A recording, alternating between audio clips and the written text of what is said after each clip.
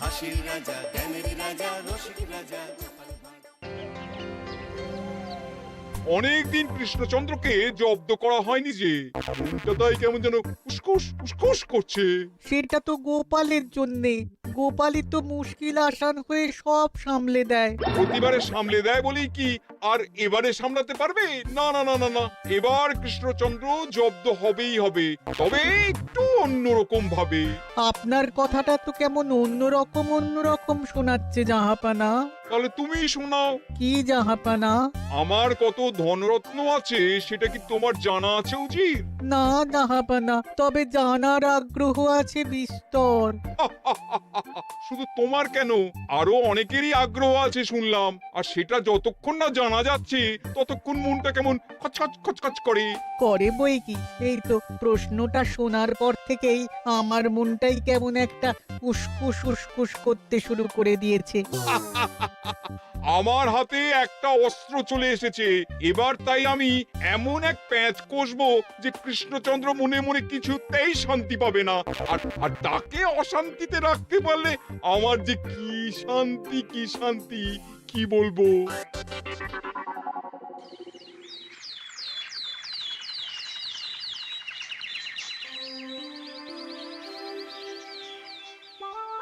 কি যে বলি, মানে এমন আমন্ত্রণ পেলে তো আর না বলা যায় না। যে আমন্ত্রণ পত্র পেয়ে আপনি এত উল্লসিত আনন্দিত, সেই আমন্ত্রণ পত্র কার মহারাজ? আমার অনুমান এই পত্র নিশ্চয়ই নবাবের। তোমার অনুমান একেবারে সঠিক, রাজ্যতীষী। উমা, তাই বুঝি আপনি এত খুশি? সব দেখে শুনে আমারও তো খুব আগ্রহ জাগছে। সে তো জাগবেই, তবে আগে ভাগেই বলে না দিয়ে আমি দেখছি কার কেমন সব চিন্তা ভাবনা মাথায় আসে। খবর তো একটা আছেই মহারাজ, তবে কথাতেই আছে না, যত হাসি তত কান্না। তাই ভালোর বদলে খারাপটাই মনে আসছে যে বেশি করে। বোঝো ঠেলা, সবকিছুতেই খালি ঘেঁটে দেওয়া। সত্যি গোপাল, আজকাল যেন সবাইতেই তুমি নেতিবাচক কথা বলো। এটাই তো গোপালের স্বভাব মহারাজ। সে যাই হোক, গোপালের অকর্মণ্যতা টের পেয়েই বোধ হয় নবাব শুধু আমাকে আর মন্ত্রীকে মুর্শিদাবাদে যাওয়ার নিমন্ত্রণ করেছেন। বেশ তো, ঘুরে আসুন না তবে, শুভস্য শীঘ্রম। তবে দরকার পড়লে এই ভাঙা কুলো গোপালকেই দরকারে লাগবে, কথাটা যেন খেয়াল থাকে মন্ত্রী মশাই।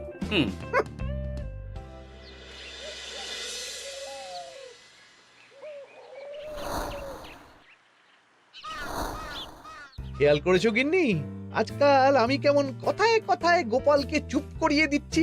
কেন গো, কি হলো আবার? হবে আবার কি, নবাব বাহাদুর আমাকে আর মহারাজকে নিমন্ত্রণ করেছেন তার খাস মহলে। ও শুনে যে আমার কি আনন্দ হচ্ছে। ও, তাহলে এই ব্যাপার। আস্তে গিন্নি আস্তে, নবাবের ধন সম্পদ দেখার শখ মহারাজের অনেক দিনের।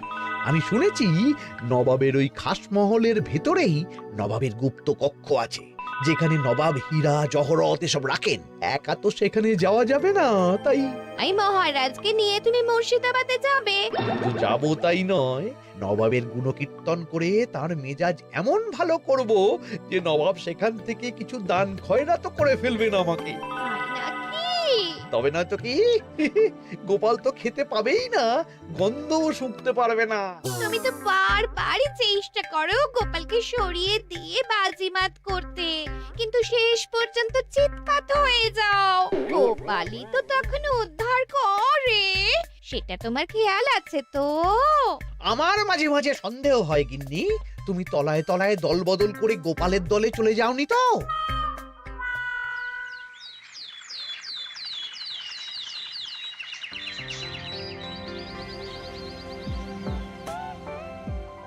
এবার বুঝলে তো দাদু, আমরা কিন্তু তোমারই দলে। ঝালে ঝোলে অম্বলে সব সময় তোমার সঙ্গে সঙ্গে থাকি। তাই যখনই পাই তখনই তোমাকে সেবা করার সুযোগ হাতছাড়া করতে চাই না, কি বুঝলে? তাই বলে পড়া ছেড়ে তোরা এখন দাদুকে হাওয়া করছিস? তুমি বুঝবে না দিদা, দাদুকে শুতে বসতে হাতে রাখলে লাভ আছে। সে তো বটেই, আর তুমি বা শুয়ে আছো কেন? তোমার কি কাজকর্ম কিছু নেই? পড়ে পাওয়া 14 আনা ছুটি কাজে লাগিয়ে কদিন ভাবছি দিব্যি গায়ে হাওয়া লাগাবো, বুঝলে গিন্নি? আর আমরা এসে সেটাই করে দিচ্ছি। সে তো দেখতেই পাচ্ছি। তা ছুটিটা কি সে শুনি? ওদিকে মহারাজ আর মন্ত্রীমশাই নবাবের কাছে গেছেন, তাই এদিকে আমি শুয়ে পড়েছি, এই আর কি। কথাতেই তো আছে, চাষি গেল ঘর, লাঙল তুলে ধর, তাই না গিন্নি? কথায় কথায় দাদু ভালোই দিয়েছে। কোথায় মহারাজ তোমাকে সঙ্গে করে নিয়ে যায়নি বলে তোমার আফসোস হবে তা নয়, উল্টে তুমি শুয়ে শুয়ে হাওয়া খাচ্ছ। আমার মন বলছে শুধু আমি নয়, নবাবও বাজাচ্ছেন ওদিকে। মহারাজ আর মন্ত্রীমশাইকে ঘটা করে কি আর এমনি এমনি ডেকে নিয়ে গেছেন সেখানে? হ্যাঁ?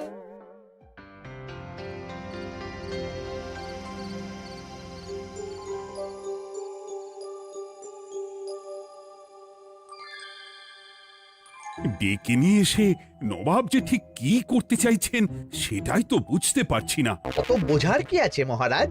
খাবো, শোবো আর গুপ্ত কক্ষে ঢুকে নবাবের সঞ্চয় দেখব, তাহলেই তো হবে। তাই কি আর হবে কে জানে। না না, জানতে তো আমাকে হবে। এখানে এসে তোমাদের কোনো অসুবিধা হচ্ছে কিনা সেটা আমাকে জানতে হবে না? আপনি কিচ্ছু ভাববেন না জাহাপানা, ব্যবস্থা সব করাই আছে।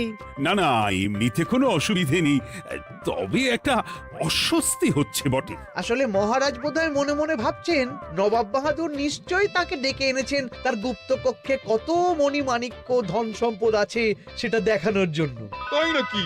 মানে এখানকার হিরে সেখানকার চুনি, অমুক দেশের পান্না তমুক দেশের মুক্ত। শুধু কি তাই, আরো কত কি। হ্যাঁ হ্যাঁ, সেগুলো যতক্ষণ না দেখতে পাচ্ছেন ততক্ষণ মহারাজ ঠিক স্বস্তি পাচ্ছেন না। এই যে কৃষ্ণচন্দ্রের যে আমার ধনসম্পদ দেখার প্রবল ইচ্ছে আছে সেটা আমার ভালো মতোই জানা আছে। তবে সবাইকে তো সবটা দেখাতে নেই, আর সবার জন্য সবটাও নয়, তাই না? তাই কি জাহাপনা? তাই গুপ্ত কক্ষের ভেতরে কি আছে সেটা না হয় না দেখাই থাক। না না, তোমরা বরং খানা পিনা করো গিয়ে, হ্যাঁ, বিশ্রাম নাও। উজিত তোমাদের খেয়াল রাখবে, কেমন? এই রে, এটা কি হলো? কি আবার হবে? তোমার পাল্লায় পড়ে মান সম্মান সব গেল। এর থেকে আমার কৃষ্ণনগরই ভালো।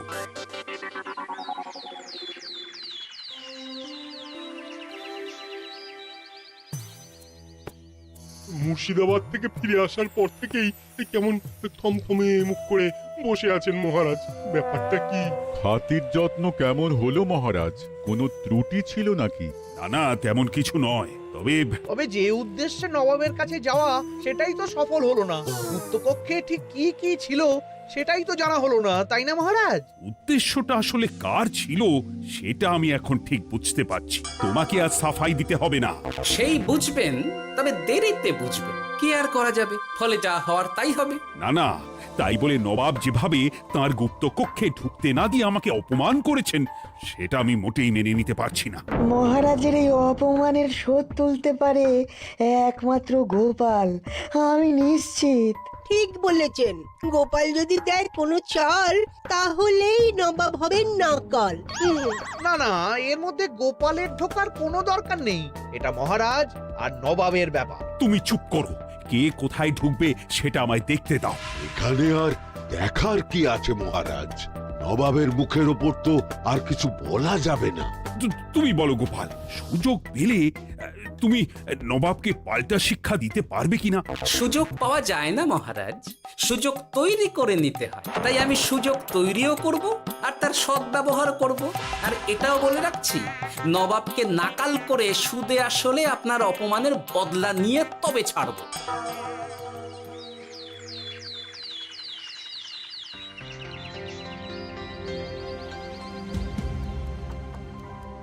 কি হলো জাহাপানা, আপনি যেমনটা চেয়েছিলেন তেমনটাই তো হলো। মহারাজ কৃষ্ণচন্দ্র মনের কথা মনেই চেপে রেখে মুখ চুন করে পালালো, তারপরেও আপনার মন ভালো নেই? না না হুজির, ঠিক জমলো না। তার উপর আবার এই বেনামি পত্র। সে কি, মহারাজ কৃষ্ণচন্দ্রকে অপমান করে তাড়িয়ে দেওয়ার পরেও জমলো না? হ্যাঁ, আর কোন পত্রের কথা বলছেন জাহাপানা? কে পাঠিয়েছে, কোথা থেকে পাঠিয়েছে কিছুই বুঝতে পারছি না। তবে দু চার কথা যা লেখা আছে এতে, তাতেই তো চোখ কপালে উঠেছে। আমার খাস মহলের ব্যবস্থাপনায় নাকি ত্রুটি আছে, অতিথি আপ্যায়নে বিস্তর গলদ। সেটা আবার 5 কান? এই না মানে 1 কান হলো কি করে? কানাকানি হোক বা না হোক, জানাজানি হতে কিন্তু দেরি নেই। নাও থালা সামলাও, এদিকে গোপালও এসে হাজির। এমনি এমনি কি আর এসেছি জাহাপনা? আসলে মহারাজ এসে আপনার খাস মহলে ছিলেন বটে, তবে যে শয্যায় মহারাজকে শুতে দেওয়া হয়েছিল সেটা ছিল অসমান আর শক্ত। তাই আমি ছুটে এসেছি আপনার এইরকম নিম্নমানের সামগ্রী আর ব্যবস্থাপনা দেখার জন্য। এখানে আবার দেখার কি আছে? সবাই তো জানে নবাবের ধন সম্পদের কথা, এবার না হয় আমি নবাবের দৈন্য দশার কথা জানাবো সবাইকে। এইসব কি হচ্ছে কিছুই তো বুঝতে পারছি না। প্রথমে এই পত্র, তারপর গোপালের অভিযোগ এই মাত্র। না না না না, এই রকম হতেই পারে না। কি হতে পারে না জাহাপনা? আমার শয্যায় কোনো গলদ নেই, আর এটা শুধু তুমি চোখেই দেখবে না, একবার শুয়েও দেখবে। আজ রাতটা তুমি আমার খাস মহলেই কাটাবে, আর ওই শয্যাতেই শোবে। হ্যাঁ, এই রকম করবেন না জাহাপানা, গোপালকে বিশ্বাস নেই, কখন যে কি করে ফেলবে তখন দেখবেন মাথা চাপড়াতে হবে। তবে এটাও শুনে রাখো গোপাল, যে গুপ্ত কক্ষ আছে যেখানে হিরে জহরাত প্রসাধনী সামগ্রী ইত্যাদি প্রভৃতি রাখা আছে, তার দরজা কিন্তু কোনো মতেই খুলবে না। সত্যি কথা বলতে কি, সেই গুপ্ত কক্ষ দেখার স্বাদ আমারও ছিল বটে, তবে কি আর করা যাবে, নবাব যেমন বলবেন সেটাই মেনে নিতে হবে। তবে মনটা আনচান করবে, এই আর কি। যাক, গোপালের মনের মধ্যেও অস্বস্তি ঢুকিয়ে দেয়া গেছে তাহলে। বাবা, ছুঁচ হয়ে ঢোকার সুযোগ পেয়েছি, এবার ফাল হয়ে বেরোবো।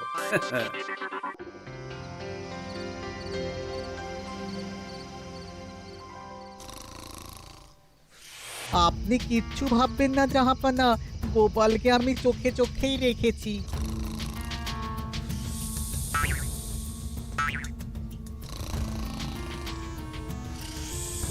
কিন্তু দেখে তো মনে হচ্ছে গোপালের শুতে কোনো অসুবিধা হচ্ছে। তা কি করে হয় জাহাপানা? অবশ্য কায়দা করে গোপালের মনে যে গুপ্ত কক্ষের ভাবনা ঢুকিয়ে দিয়েছেন, হতে পারে তার জন্যই সে আনচান করছে।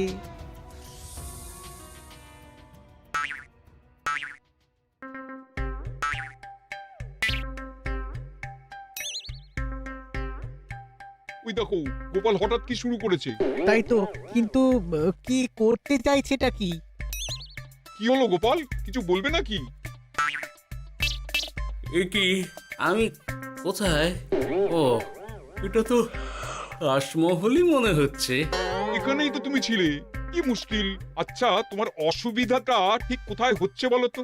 না না, শুতে তেমন কোনো অসুবিধা বোঝার আগেই তো অন্য অসুবিধে শুরু হয়ে গেল। আসলে সত্যি সত্যি তো আর গুপ্তকক্ষে ঢুকতে পারিনি, তাই স্বপ্নে ঢুকেছিলাম মনে হলো। তারপর সেখানে ঢুকেই দেখতে পেলাম বস্তা বস্তা ধনরত্ন। আমি তো সেই বস্তার ভেতরে হাত ঢুকিয়ে সেগুলোকেই 2 হাত দিয়ে তুলছিলাম। এবার তো বুঝতে পেরেছো যে তুমি স্বপ্ন দেখছিলে। এবার ঠিকঠাক ঘুমো তাহলে।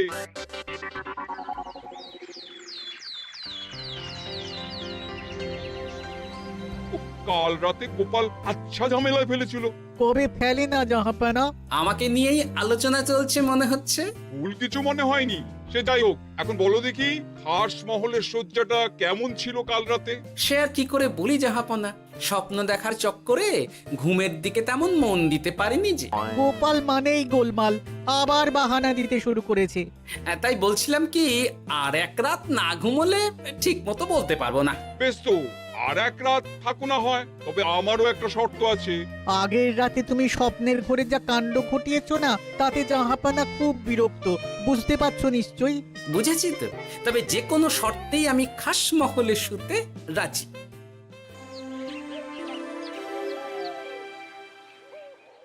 আমার এক কথায় রাজি হয়ে গোপাল নবাবের কাছে ছুটে গেল, কিন্তু কই, এখনো তো ফিরে এলো না।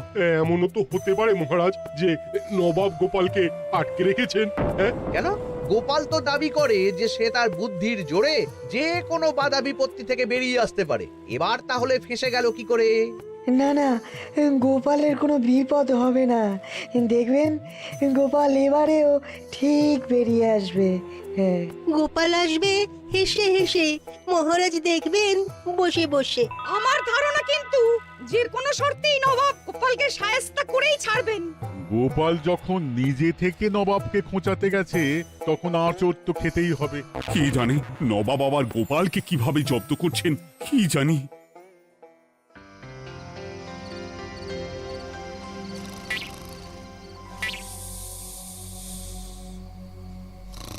ব্যবস্থাপনায় কোনো ত্রুটি নেই জাহাপানা, তবে আজ গোপালকে না আচ্ছা জব্দ করা হয়েছে জাহাপানা।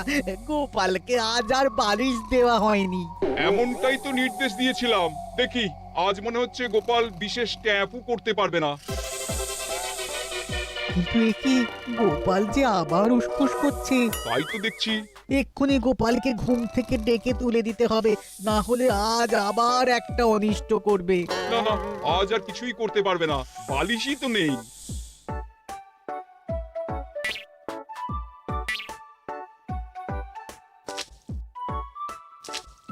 এ কি, গোপাল তো আবার শুরু করে দিয়েছে। ধরো ধরো ধরো, এক্ষুনি ধরো ওকে। আরে ওঠো ওঠো, জেগে ওঠো গোপাল। আরে হচ্ছেটা কি? আজ আবার তোমার কি হলো? এ হে, আজ আবার একটা গন্ডগোল করেছি মনে হচ্ছে। গন্ডগোল বলে গন্ডগোল, জল ছড়িয়ে কি অবস্থা করেছো দেখো। আমার কোনো দোষ নেই, কিন্তু সেই আবার গুপ্তকক্ষের স্বপ্ন এলো আর গোলমাল হয়ে গেল। আজ আবার কেমন স্বপ্ন এলো? গুপ্তকক্ষের যেদিকে আরব আর পারস্য দেশের আতরের সম্ভার ছিল, স্বপ্নে সেই দিকে ঘুরছিলাম আজ। সেগুলো ছড়িয়ে ছড়িয়ে দেখতে দেখতেই স্বপ্ন ভেঙে গেল। বটে, দাঁড়াও, কাল সকালই তোমার ব্যবস্থা হচ্ছে।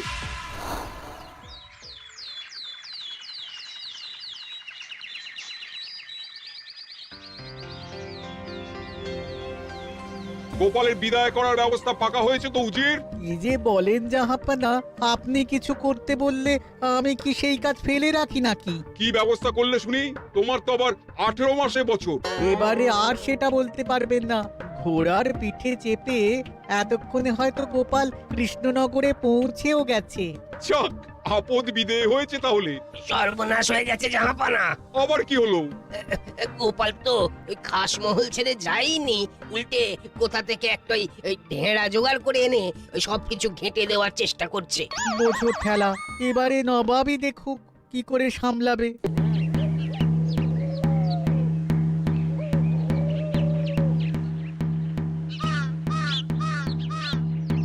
শুনুন শুনুন শুনুন। আরে আরে আরে, আরে কি শোনাচ্ছটা কি গোপাল? এখনো শোনাইনি, তবে শোনাবো শোনাবো ভাবছি। সবাইকে জানাতে গেলে এই ঢাড়া পেটানো ছাড়া আর উপায় কি? কিন্তু জানাবেটা কি? এই যে নবাব যে অতিথিদের ডেকে এনে তাদের নিশ্চিন্তে ঘুমোতে দেওয়ার ব্যবস্থা করতে পারেন না, এটা তো সবার জানা দরকার। কি বিপদ! না না না না, এই বদনাম নিয়ে আমি গোপালকে কোথাও যেতে দেবো না। তাহলে কি করতে হবে জাহাপানা? আজ ও রাতে গোপাল খাস মহলে শোবে। এই তো এবার পড়েছেন গোপালের জালে।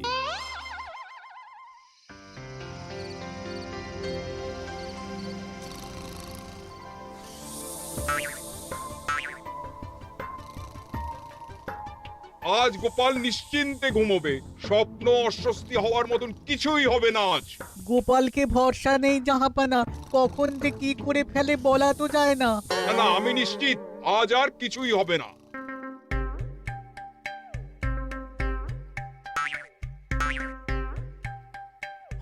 হবে না বলতে বলতেই হতে শুরু করেছে জাহাপানা। আরে ওকে গিয়ে চেপে ধরো এক্ষুনি। ঘুমের ঘোরে আবার কি করছো গোপাল?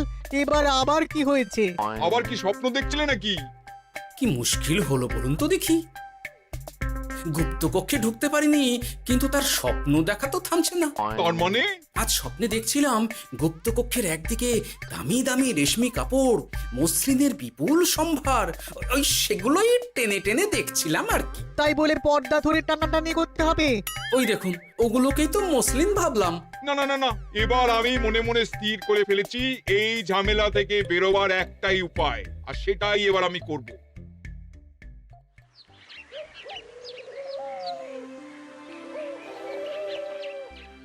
গোপালের ফিরতে কিন্তু এবার সত্যিই দেরি হচ্ছে। দেখুন, হয়তো গোপাল বেশি বাহাদুরি দেখাতে গিয়ে ফেসে গেছে। হেসে নয়, এই যে কেমন হেসে হেসেই এসেছি দেখুন। এই তো গোপাল ফিরে এসেছে।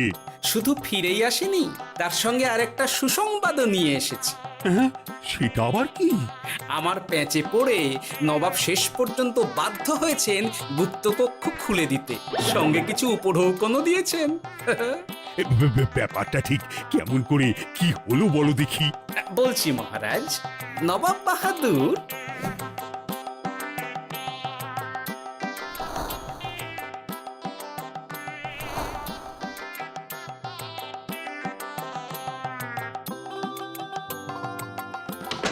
এসো গোপাল, তোমার জন্য আমি গুপ্ত কক্ষের দরজা খুলেই দিলাম। তবে খবরদার, আবার উল্টো পাল্টা স্বপ্ন দেখে ঘুম নষ্ট হওয়ার বাহানা দেবে না। আর কৃষ্ণচন্দ্রকে গিয়ে বলবে তারও আর গুপ্ত কক্ষ দেখতে আসার কোনো বাধা নেই। আর একটা কথা,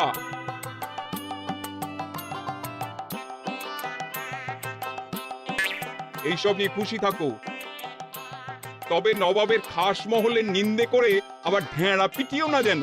এমনিতেই সেই অভিযোগপত্র নিয়ে নবাব বাহাদুর চিন্তিত। সেই চিন্তা ঝেড়ে ফেলুন জাহাপনা, কারণ ওটা আমারই দুষ্ট বুদ্ধির ফল। অবস্থা বুঝে ওই ব্যবস্থা আমিই নিয়েছিলাম। হ্যাঁ, আগে হ্যাঁ। সাবাস গোপাল, তুমি তাহলে শেষমেশ যে কোনো উপায়ে নবাবকে মাথা নোয়াতে বাধ্য করলে। আপনাকে কেউ অসম্মান করলে আমি যে নিজেকে সামলে রাখতে পারি না মহারাজ। সত্যি গোপাল, তোমার তুলনা হয় না। হাসির রাজা, জ্ঞানের রাজা, রসিক রাজা।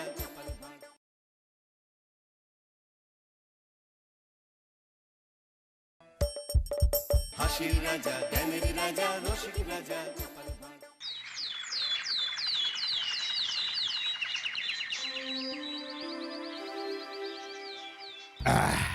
তাহলে মন্ত্রী, সব কাজ ঠিকঠাক ভাবে করে এসেছো, তাই তো?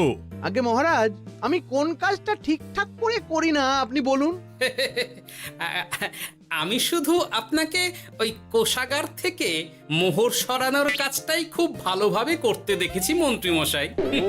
আর বাকি সব কাজে তো আপনি লবডঙ্কা। গোপাল, মুখ সামলে কথা বলো, হ্যাঁ? বেশি বাড়াবাড়ি করো না। কি বলতে চাইছেন মন্ত্রী মশাই? বাড়াবাড়ি করলে মারামারি হয়ে যাবে। আচ্ছা, হয়েছে হয়েছে, অনেক হয়েছে, সকলে এইবারে থামো। ঝগড়াঝাটি বন্ধ হোক, এমনিতেই খুব গরম। বলছি কি, যা গরম পড়েছে এইখানে তো থাকাটাই দায় হয়ে যাচ্ছে। উফ, আর যে পেরে উঠছি না। মনে হয় আপাতত এখান থেকে কদিনের জন্যে। মহারাজ, বাইরে রাজ্যের প্রজারা জড়ো হয়েছে, সকলে মিলে বিক্ষোভ করছে। একবার শিগগির আসুন মহারাজ, নইলে সাংঘাতিক কিছু একটা ঘটে যাবে। কি হলো? আবারও কোনো সমস্যা হলো নাকি? আমাদের রাজ্যের প্রজারা তো যথেষ্ট বোঝদার, তারা তো এমনি এমনি ঝামেলা ঝঞ্ঝাট সৃষ্টি করার মানুষ নয়। গোপাল, চলো গিয়ে দেখি।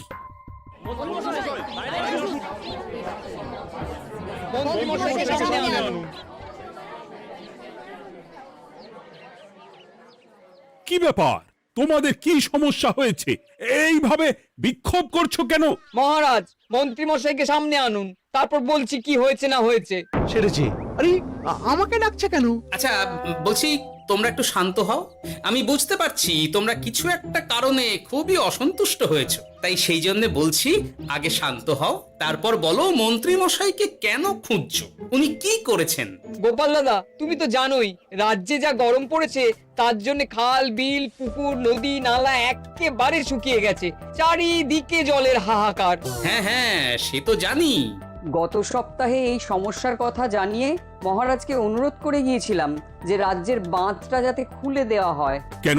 আমি তো তোমাদের কথা রেখেছি। আমি তো দুদিন আগেই মন্ত্রীকে পর্যাপ্ত পরিমাণে মোহর দিয়ে বাঁধ খোলার কাজে পাঠিয়েছিলাম। কেন, উনি কি বাঁধ খোলেননি? সেইটা ওনাকেই জিজ্ঞাসা করুন। গত দুদিনে উনি তো বাঁধ খুলতে আসেনি, উপরন্তু আমরা ওনাকে ডাকতে গেলে উনি আমাদেরকে তাড়িয়ে দিয়েছেন। সে কি, এ তো ভারী অন্যায়। দুদিন ধরে অপেক্ষা করে আর না থাকতে পেরে আজকে আমরা এখানে এসেছি। এই অবস্থা আমরা কি করব? যদি আমাদেরকে আমাদের রাজ্য সাহায্য না করে তাহলে কোথায় যাব আমরা? ছি ছি ছি, আমি তো ভাবতেই পারছি না। মন্ত্রী, এই মন্ত্রী! মহারাজ, মন্ত্রী মশাইয়ের ব্যাপারটা পরে দেখে নিচ্ছি, আগে এদেরকে শান্ত করেই চলুন। মনে রাখবেন, প্রজারা একবার বিপক্ষে চলে গেলে কিন্তু খুব মুশকিল হয়ে যাবে। শোনো সকলে, তোমরা আজকের দিনটা একটু কষ্ট করো। আমি কথা দিচ্ছি, কাল সকাল হলেই বাঁধ খোলার ব্যবস্থা করব। ঠিক আছে?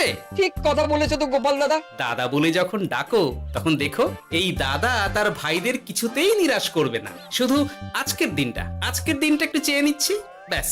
ঠিক আছে, আজকে আমরা চলে যাচ্ছি, কিন্তু কালকে কিছু না হলেই। কোনো কিন্তুরই জায়গায় নেই পুঁটির বাবা, আর তোমরা আর রাগ করো না। চিন্তা করো না, সকাল হলেই সাঙ্গ পাঙ্গ নিয়ে আমি বাঁধ খোলার কাজে নেমে যাব।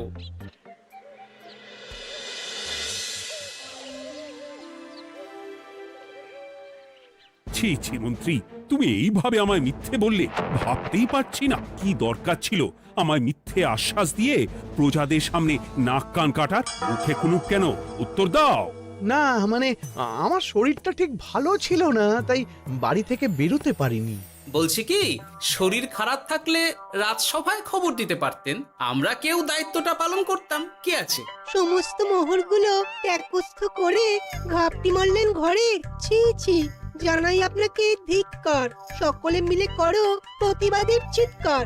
মন্ত্রী মশাই, ছি ছি ছি ছি ছি ছি। মহারাজ, আপনি এক্ষুনি মন্ত্রী মশাইকে কদিনের জন্য সভা থেকে বহিষ্কৃত করুন। সে তো করবই, তবে তার আগে আমি চাই কালকে যখন বাঁধ খুলতে তোমরা নামবে, তখন সেই কাজে কোনো লোক নিয়োগ না করে মন্ত্রীকেই বাঁধ খুলতে নামাবে। মহারাজ, এ কেমন বিচার আপনার?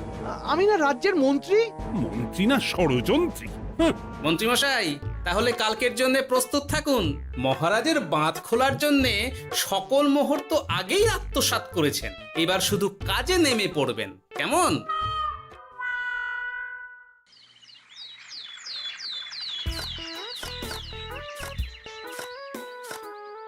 ওহ গোপাল, এইবারে ছেড়ে দাও, আর পাচ্ছি না। এত সহজে হাল ছাড়লে হবে বলুন? এই কে আছো? ওই শাবল কোদালগুলো দাও, আমি এদিকটায় খুঁচিয়ে দিই। সভাকবি, বিজ্ঞানী, এসো এসো এসো, হাত লাগাও। সবে মিলে করি কাজ, বাঁধ খোলা হবে আজ। বাঁধ খোলা হবে আজ, মন দিয়ে করো কাজ। একদম, হাত লাগাও, জোর লাগাও।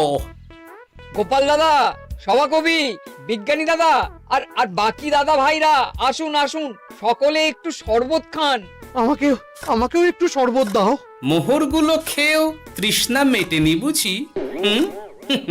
বাঁধ এক্ষুনি খুলবে, প্রজাদের সব জ্বালা জুড়বে। বাঁধ খুলে গেছে। আমাকে বাঁচাও, আমাকে বাঁচাও।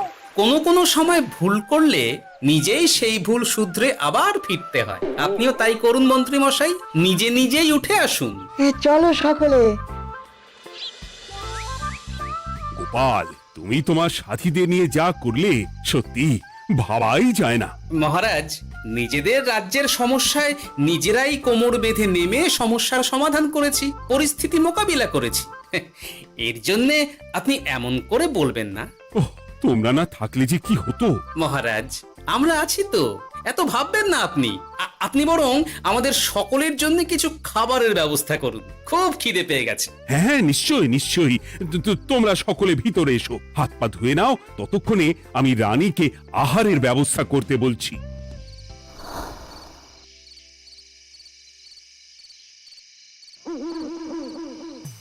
ওমা গো, ওমা বাঁচাও, কি শরীর খারাপটাই না লাগছে গো। একে গিন্নি, বাবারে, কি হয়েছেটা কি? তুমি এইভাবে এখানে শুয়ে কাতরাচ্ছ কেন? তুমি এসেছো? হ্যাঁ, এই তো আমি চলে এসেছি। কি হয়েছে গিন্নি? তোমার কোথায় কষ্ট হচ্ছে? গরমে হাঁসফাঁস করছি গো, পারছি না। রান্না করতে গিয়ে খুব বাজে অবস্থা হয়ে গেছে গো, এই থেকে এইখানে পড়ে পড়ে গড়াচ্ছি। ঠিক আছে, আজ আর রান্না করতে হবে না গিন্নি, আমি রাজবাড়ি থেকে খেয়ে এসেছি। বাহ, নিজে খেয়ে এসেছো বলে আর রান্না করতে হবে না বলে দিলে? এদিকে রাত্রে আমি খাবো কি, সে খেয়াল আছে? হ্যাঁ, খেয়াল আছে, খেয়াল আছে। যাও, আমার জন্য রান্না চাপাও আর একটু জল দাও। দেখো, এত গরম পড়ে কৃষ্ণনগরের অবস্থা শোচনীয় হয়ে গেছে। বয়স্ক লোকেরা কোনো কাজই করতে পারছে না। সত্যি তো এই গরমে রান্না করাটা খুবই কঠিন গিন্নি। কি বললে? আমি বয়স্ক লোক? আমার বয়স হয়ে গেছে, তাহলে নিজে কি? এই না না গিন্নি, আমি তোমায় কিছু বলিনি। আমি গোটা কৃষ্ণনগরের সাধারণ বয়স্কাদের উদ্দেশ্যেই কথাটা বললাম। তোমার তো বয়স হয়েছে বলে মনেই হয় না গিন্নি। ও তাই বলো?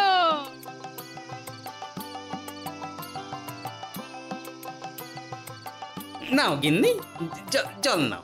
আজ না হয় আমি রান্না করব। হে ভগবান, মুখের একটু লাগাম দাও। এইভাবে যখন তখন সত্যি কথা বলিও না।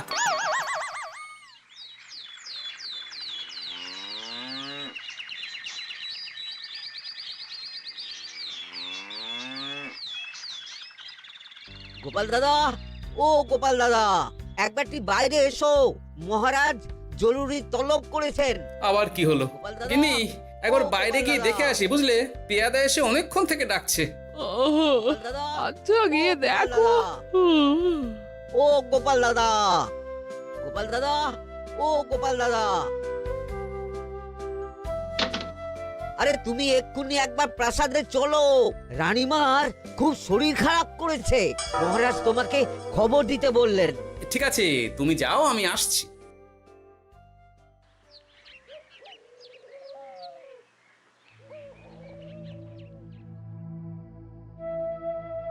গোপাল, কি হবে বলো তো?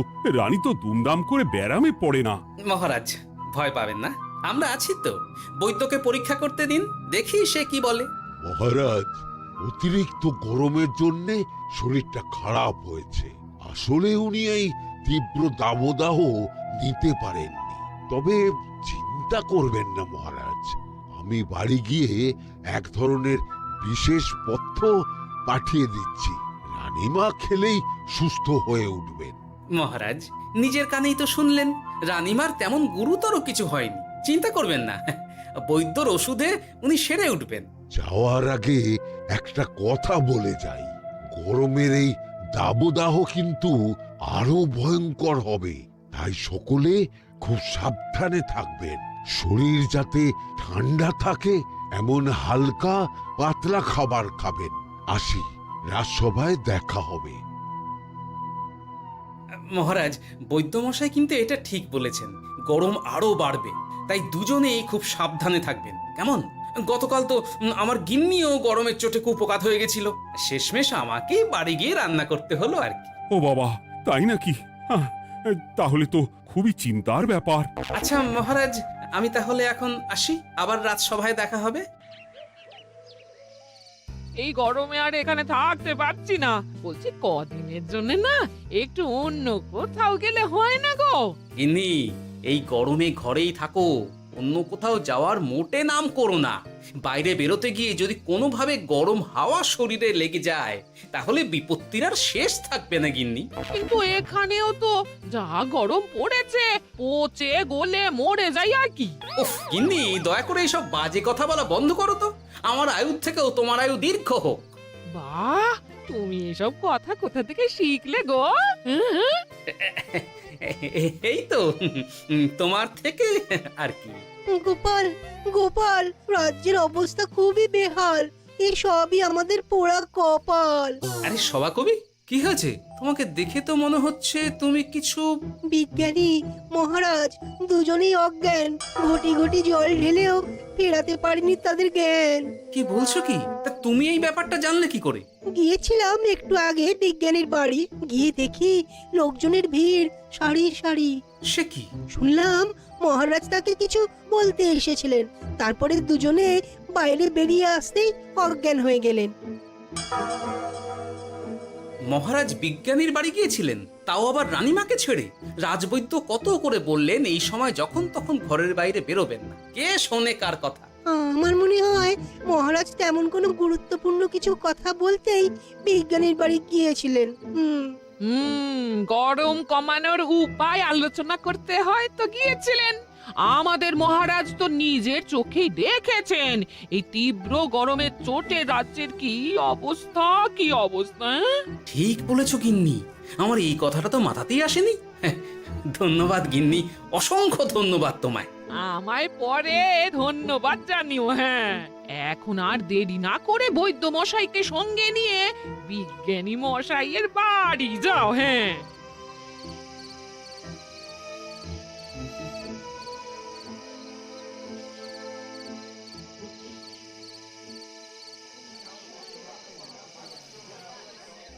কি বুঝছেন বৈদ্যমশাই?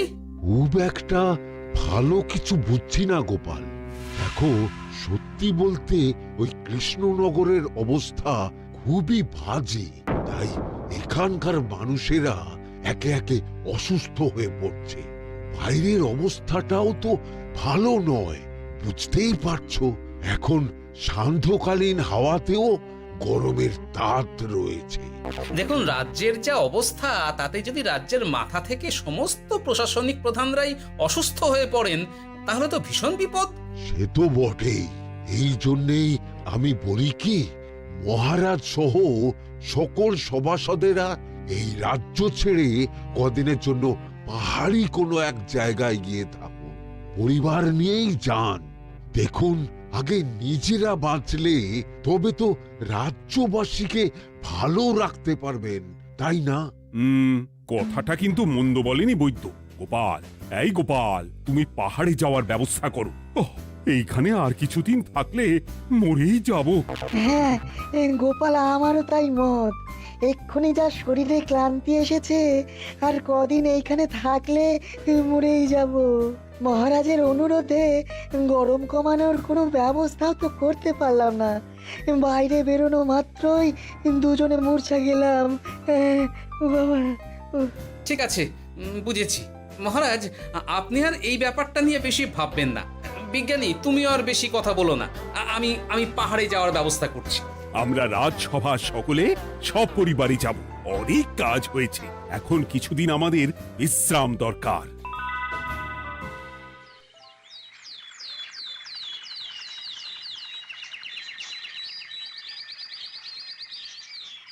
কি গোপাল, মন্ত্রীকেও তুমি আমাদের সঙ্গে নিয়ে যাচ্ছ? তুমি কি সব ভুলে গেছো? মহারাজ, আপনি খামোখা উত্তেজিত হবেন না। আপনার শরীরটা কিন্তু ভালো নেই। আর মহারাজ, আপনার রাজ্যে বাস করে আপনার থেকেই শিখেছি, বিপদের দিনে পরম শত্রুকেও দূরে ঠেলতে নেই। গোপাল এটা ঠিক কথাই বলেছে। যতই হোক, উনি তো আমাদের মন্ত্রী, তাই এই বিপদের দিনে ওনাকে ফেলে যায় কি করে বলুন তো? সত্যি গোপাল, তোমার তুলনা নেই। ঠং, সবই নাম কেনার চেষ্টা। গোপাল, চলো এইবারে রওনা দিই। বলছি, খাবার দাবার আর জলের কলসিগুলো উঠেছো তো? হ্যাঁ, খাবারের পাত্রগুলো আপনার জিম্মায় থাকবে, আর জলের কলসিগুলো আমি সামলাবো।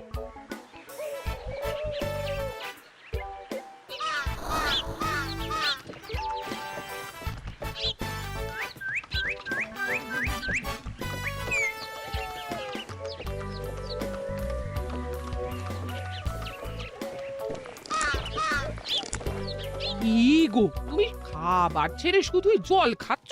ওদিকে মন্ত্রী মশাই যে সব খাবার একাই সাবার করে দিলে না? ভালোই তো, থাক না। এরপরে বড় বাইরে যেতে হলে বুঝবে। আমি তো ওই জন্যই নিজের জিম্মায় শুধুমাত্র জল নিয়েছি।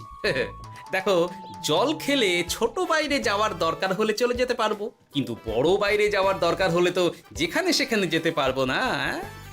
তাই জলই সই। কিন্তু সবার জল যদি তুমি একাই শেষ করে দিলে, তাহলে? এই রে, এটা তো ঠিক বলেছো গিন্নি।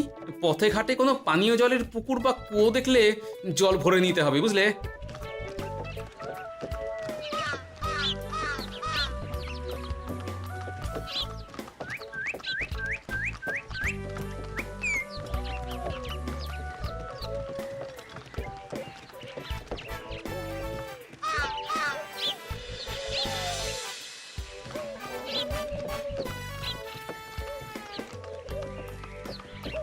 সকলে আসুন, দেখুন দেখুন, মহারাজ আমার মূর্ছা গিয়েছেন।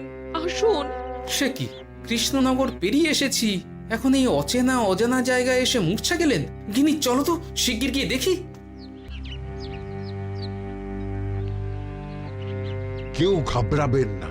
মহারাজের শরীরটা আসলে খুব দুর্বল ছিল তো, তাই মূর্ছা গিয়েছেন। তবে চিন্তার কিছু নেই, আমি এক ধরনের পথ্য দিচ্ছি, এটা খেলেই উনি আবার সুস্থ হয়ে যাবেন। ঠিক আছে বৈদ্যমশাই, আপনি তাহলে যত তাড়াতাড়ি সম্ভব পথ্যটা তৈরি করুন। হ্যাঁ, আমার এই পথ্যটা তৈরি করার জন্যে একটু জলের প্রয়োজন। একটু জলের ব্যবস্থা করুন তো। এ মা, বলি গাড়িতে যে এক ফোঁটাও জল নেই গো, কি হবে? এই গোপাল, তুমি একাই সব জল খেয়ে বসে আছো? হ্যাঁ গোপাল, এখন এসব বাদ দাও, চলো একটু জলের ব্যবস্থা করি। হ্যাঁ, খানাখন্দ, খাল বিল, নদী, সমুদ্র, যেখান থেকে পারো জল নিয়ে এসো। জল ছাড়া এই পথ্য বানানো অসম্ভব। গোপাল, এ কি করা যায় বলো? দাঁড়াও, আমি একটু ছোট বাইরে থেকে ঘুরে আসছি। হ্যাঁ, খুব জোরে বেগ আসছে, ত্যাগ না করতে পারলে বুদ্ধি খুলবে না।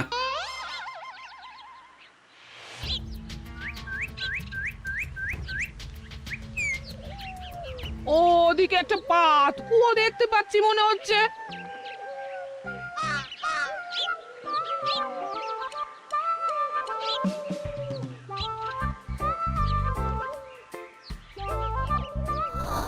জল কোথা থেকে পাবো? তবে কি জলের অভাবে আজকে মহারাজ সুস্থ হতে পারবেন না? রানীমা, ব্যাকুল হবেন না, আমি আছি তো। আমি থাকতে কিচ্ছু অঘটন ঘটবে না। সকলে শুনুন, বিশেষত মহিলাদের বলছি, আপনারা সকলে নিজেদের কাছে যত শাড়ি আছে সেই প্রত্যেকটা শাড়ি আমাকে দিন। আমি শাড়ি জুড়ে জুড়ে লম্বা রশ্মি বানাবো, তারপর সেই রশ্মিতে বালতি ঝুলিয়ে জল তুলব। দয়া করে কেউ দেরি করবেন না।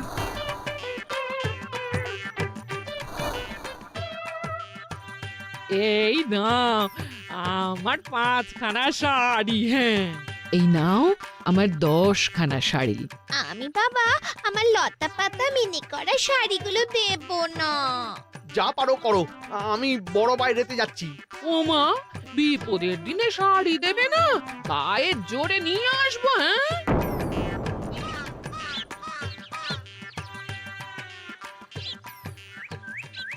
এ বাবা, এখনো কিছুটা কাপড় লাগবে তো। যা গভীর পাতকুয়া, সবার সব শাড়ি তো কাজে লাগিয়ে দিয়েছি, এখন কি হবে? আরে ওই তো কার একটা ঝোপের কাছে ধুতি পড়ে রয়েছে, যাই ওইটাই নিয়ে নি। এই গোপাল, গোপাল, আরে করো কি, ওটা তো আমার ধুতি। আরে আরে আমি এই ঝোপে বড় বাইরের জন্য এসেছি। আরে মন্ত্রী মশাই, বড় বাইরে করার সময় অযথা অন্যদিকে মন দেবেন না, তাহলে পেট সাফা হবে না।